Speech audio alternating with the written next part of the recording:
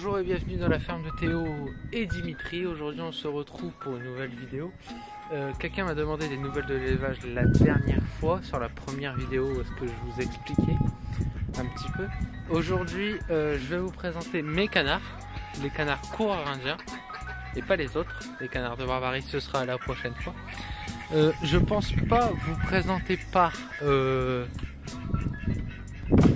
race, mais par parc. Et là vous entendez les oies.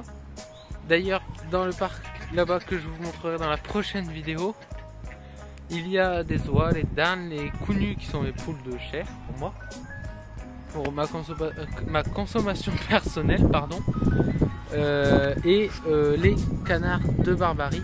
Mais bien sûr ils sont séparés ici des canards coureurs indiens pour éviter les hybrides, pour avoir des purs coureurs qui soient bien droits, bien gros.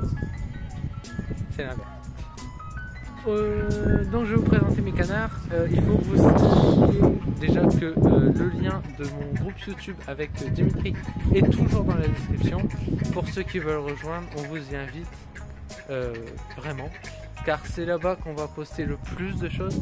Sur YouTube, je vais vous publier une vidéo par semaine, voire deux, si j'ai le temps, avec entre la météo et ceci. Celle qui est sûre, c'est le dimanche à 17h30. Le dimanche à 17h30, exceptionnellement, j'ai pas pu la faire ce week-end car nous ici on a eu deux tempêtes qui sont arrivées. D'ailleurs il y a encore du vent un petit peu, beaucoup moins fort mais un petit peu quand même. Donc j'ai pas pu vous faire de vidéo pour ce dimanche, donc hier. Donc je la fais aujourd'hui et elle sera pas postée à 17h30 mais à l'heure où est-ce que vous voyez peut-être cette vidéo. Et la deuxième, vous pouvez venir la voir le jeudi.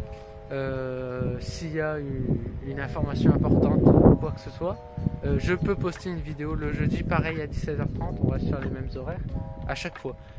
Sur le groupe Facebook, vous pouvez retrouver 3 publications par semaine, le lundi, le mercredi et le samedi à 17h30 tous les 3, et là c'est pile à l'heure avec une programmation très précise. Voilà, donc on va poster une vidéo. D'ailleurs, une vient d'être postée là aujourd'hui à 17h30, là on est lundi. Si je vous présente mes dindes, je vous présente par animal sur Facebook. Et quand on a des animaux en même temps, par exemple pour les coureurs indiens d'ailleurs, qu'on a déjà présenté sur Facebook, on les présente ensemble pour pas faire plusieurs publications et arriver tout de suite dans le but du sujet, la reproduction, qu'on espère qu'elle va arriver à grands pas avec la météo. On l'espère. En tout cas là il y a un petit ciel bleu légèrement. On espère que ça va continuer et que la chaleur va arriver et que le vent va s'arrêter. Donc aujourd'hui je vous présente mes coureurs indiens. L'hiver vient de finir, il y a de la boue, il n'y a plus d'herbe, c'est logique. Et en fin d'hiver, même pas au début du printemps d'ailleurs, donc il n'y a rien qui reprend à pousser. La boue, il y a beaucoup de pluie, voilà. J'ai commencé quand même à mettre les nichoirs pour leur donner envie de pondre. Bonne idée ou pas, je ne sais pas avec la météo qu'on a eue, mais au moins ils sont mis, et s'il y en a une qui veut pondre, elle pond, sans problème. Moi il faut savoir que c'est la première fois que j'ai un élevage de coureurs indiens. Je teste, bien évidemment. Le coureur indien c'est un animal, c'est un canard en tout cas, qui m'a très vite attiré l'œil, car j'aimais bien faire du potager avant. J'avais un petit peu de l'inverse, j'ai bien un petit peu. Et ce qui m'a fait arrêter d'ailleurs, c'est les limaces et les escargots et tout ça. Surtout les limaces. Et le coureur indien, vous pouvez le mettre dans votre potager. C'est pas comme une poule où ça va tout vous retourner. C'est un canard qui va manger les limaces sans toucher à vos productions, hein, vos tomates, tout ça, tout. Ils vont toucher à rien. La seule chose où est-ce qu'il faut pas mettre, c'est les salades. Je sais que le légume principal c'est la salade, mais il va falloir penser à le mettre autre part, ou du moins à la protéger, pardon, c'est de la salade. Donc voilà. Le coureur indien, c'est le seul canard qui se tient à l'horizontale et non pas à la verticale comme tous les autres canards finalement. C'est aussi ça qui a tapé dans l'œil, qui m'a fait taper dans l'œil. Il y a toutes les couleurs, évidemment. Avec le temps, on a toutes les hybridations possibles. Moi, j'ai 3 mâles et 7 femelles, donc 10 canards au total. Pour un début, c'est pas mal. Autant vous dire que si j'ai des belles couvées, il y aura l'embarras du choix niveau couleur. Ça, il n'y a pas de souci à se faire. Donc, j'ai 2 mâles col vert, un mâle blanc, que je vais vous montrer d'ailleurs tout de suite. Donc, il y a un faux œuf qui est là-bas pour les inciter à pondre parce que c'est que des jeunes. Donc, aucun n'a entre guillemets l'habitude de pondre. Donc, pour leur montrer un petit peu, j'en ai mis un faux là-bas parce que les seuls endroits où est-ce que j'ai vu qu'il y allait, en tout cas que j'ai vu, mais je ne suis pas tout le temps là, donc je ne vois pas tout, c'est là-bas. Ici, la paille, elle est sale, et ici aussi, parce que j'en ai 3, donc ici et là-bas. Mais la paille, elle est sale, j'en avais mis de la propre et elle est sale, j'ai déjà dû la changer. Donc ça prouve bien qu'ils y vont. Pour éviter d'aller là-bas et de les embêter, je vais vous montrer comment ça marche sur celui-là. Vous voyez, hein, encore une fois, ils ont tous sali. J'avais fait tout bien noir. Voilà, donc on va déjà bouger la pierre. Voilà. Hein, c'est rien de plus classique. Hein. Il y a des charnières dernière pour dire que moi je lève et que je sois tranquille et pas abaisser, aller chercher là en me cassant le dos. Voilà, ici il y a de la paille. Celle-là elle reste propre, ça va. Bon, elle est sale quand même, hein. On voit de la terre sur la paille, mais c'est pas la pire. Mais pourquoi? Parce qu'ici, en soi, c'est jamais boue quasiment. J'ai peut-être vu qu'il y a eu de la boue peut-être une fois, mais c'est tout, grand maximum. Ici donc il y a leur mangeoire avec 10 canards. Moi il tient 3 jours, là où je viens de le remplir. Dans 3 jours c'est fini. Pour ceux qui connaissent pas le système, ils viennent se poser là. Vous voyez, ça lève la trappe là-bas et puis après ils virottent tout ce qu'il y a là-bas. Bon, alors c'est pas un anti-gâchis, hein. Comme vous voyez, il y en a quand même plein partout. L'avantage que j'avais à un moment, c'est que mes barbaries étaient ici aussi. Et les barbaries baissaient la tête et ils allaient tout manger en dessous. Ça, c'est l'avantage que j'avais. Eux, je pense, j'ai pas l'impression qu'ils le font. Donc, pour des canards, ça gâche beaucoup de toute façon. Autant une poule, pour gâcher, il faut qu'elle gratte. Souvent, on dit dans le mangeoire. Donc, c'est pour ça qu'il faut des mangeoires à hauteur. Autant, là, les canards, en mangeant... Attendez, je vais appuyer dessus. En mangeant, en fait, ils prennent et ils reculent. Et quand ils mangent, ça fait un petit peu ça, vous voyez. Donc finalement, ils engagent beaucoup. Et voilà. Donc il y a quand même beaucoup de gâchis. Après, est-ce que les rats en mangent? Je sais pas. Quand c'est ici, ils viennent manger. Je dis pas quand c'est ici, mais quand c'est en dessous, c'est un peu plus compliqué. Voilà, donc si je reviens à mes nichoirs, rien de plus simple. Là, ils passent largement même à 2. Hein. La porte est assez grande largement pour qu'ils rentrent. Tout a été fait exprès pour eux. Donc si quelqu'un veut un système comme ça, bah voilà, je vous ai tout expliqué. Tout est fait pour que eux soient tranquilles. Ils aient un beau nichoir bien propre, tout ça. Et tout est fait aussi pour que pour nous, éleveurs, on soit tranquille, hein, on n'a pas besoin de se casser le dos, abaisser comme ça, machin. Voilà, on lève ici, hop, et on voit tout. Conseil que je vous donne, comme ça, toujours mettre quelque chose en dessous, pour pas, parce que ça c'est en bois, je l'ai fait en bois, pour pas que ce soit au contact direct avec le sol, sinon en un an c'est pourri. Hein. Voilà, et là encore une fois, j'ai mis une pierre dessus. À la base je la mets pas. Je vais bien la mettre pour pas casser le bois. À la base je la mets pas, mais on a eu énormément de tempêtes tout le week-end. D'ailleurs même hier soir on en a eu. La fin des tempêtes normalement elle s'annonce aujourd'hui. J'espère que ça va le faire. Et donc voilà. Ici c'est leur grand enclos, on va dire. Pareil, hein. Toujours des pierres, vous voyez, jamais au contact direct du sol. On va aller voir l'intérieur. L'hiver, je les enferme dedans.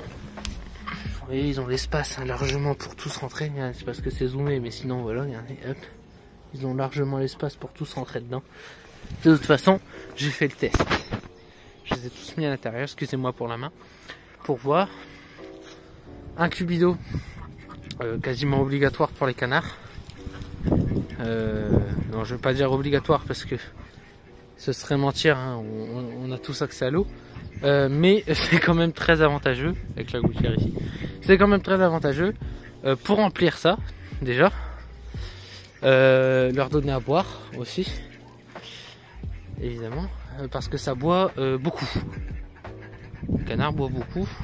D'ailleurs, c'est pour ça que mon abreuvoir est tout le temps vide, quasiment, et qu'ils viennent beaucoup boire ici. Donc même l'eau ici descend, remonte, descend, entre la pluie qui fait monter, eux qui boivent, ça descend. Quand ils se secouent dans l'eau, ça descend, c'est éjecté partout. C'est pour ça qu'ici d'ailleurs il y a des galets. Bon, bien sûr là il n'y en a pas beaucoup, mais ça coûte cher, donc j'y vais tranquille. Là je vais bientôt en revoir, ça va faire un peu plus propre. Ici j'ai mis une branche de bois pour leur faciliter l'accès. Après ça dépend des canards, hein, bien sûr. Le col vert que j'avais d'ailleurs qui est là-bas quelque part, hein, on voit un petit peu entre les planches. Il se bloquait là tout le temps. D'ailleurs c'est pour ça aussi qu'il est parti. Il se bloquait là tout le temps. Alors que les coureurs indiens, comme ils sont hauts, bah, hop, c'est vite sauté. Hein. Voilà. Donc pour aujourd'hui, je vous aurais présenté les canards coureurs indiens. Faites pas attention au tôle, je les ai mis allongés par terre pour éviter avec le vent qu'il y ait des catastrophes. Voilà. Donc je vous ai parlé des coureurs indiens. Voilà mes 10 petites merveilles. C'est mes volailles que je suis le plus fier. Parce que les canards, finalement, depuis que je les ai, c'est mes préférés. J'adore ça, c'est mes canards, c'est mes chouchous, on va dire. C'est d'ailleurs pour ça que j'en ai 10. J'ai 10 canards, mais j'ai que 4 oies. Enfin, 3 oies et un jar. J'ai que 4 dindes et un dindon. Enfin voilà quoi. Bon après j'ai des canards de Barbarie encore en plus. Mais c'est vrai que les canards, je préfère ça. Voilà, donc je vous ai un petit peu tout montré. Pour les nichoirs, encore une fois, moi je dis, hein, mais j'ai fait en bois, mais ça peut très bien être fait en tôle ou quoi que ce soit. Moi j'ai choisi le bois parce que déjà c'est plus facile d'accès. Et aussi parce que je préfère le bois au tôle. Mais regardez, ici il y a quand même de la tôle, c'est pas du bois. Hein. Donc vous voyez, c'est chacun comme vous pouvez, hein, évidemment.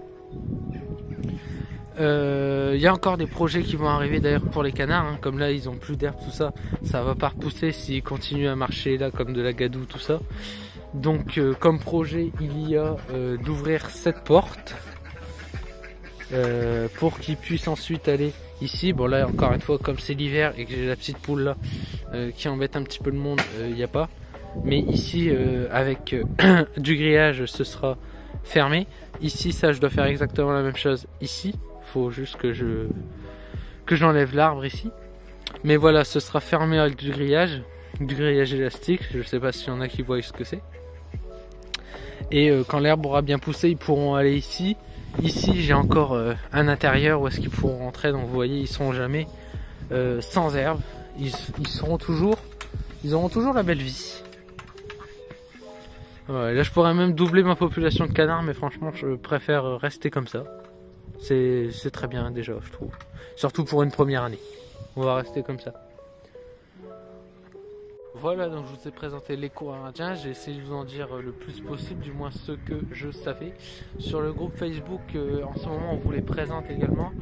Et par la suite, on pourra aussi faire des fiches explicatives des canards, leurs avantages et leurs inconvénients, car bien sûr, ils ont tous des intérêts.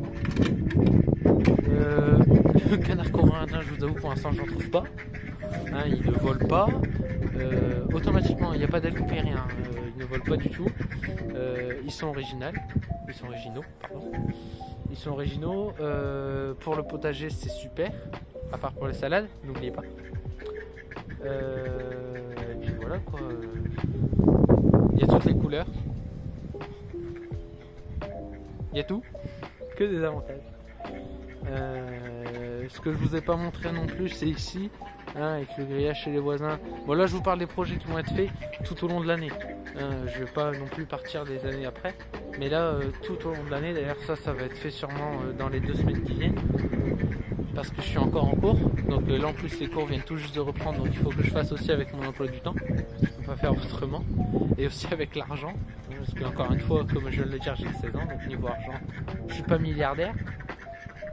Heureusement que j'ai mes parents qui sont là derrière moi pour me suivre dans mes projets.